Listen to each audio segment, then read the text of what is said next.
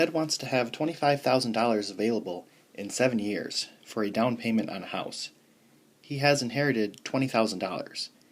If he deposits his inheritance at 6.2% compounded semi-annually, will he have enough money in 7 years?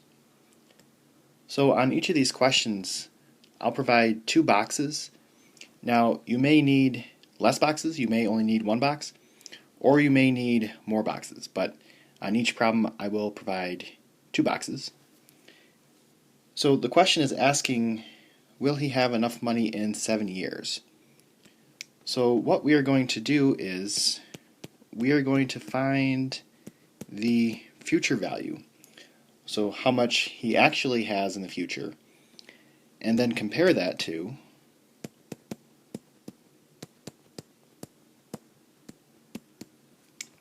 the $25,000 that he wants to have. Okay, so the N is going to be 7 times 2 because it's 7 years and it's compounded semi-annually.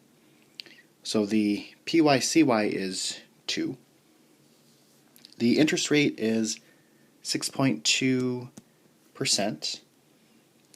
The present value, he has inherited $20,000, so that will be $20,000.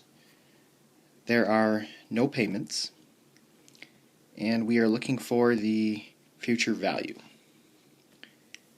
So if we type that into the TVM solver, then we get $30,665.59. So yes,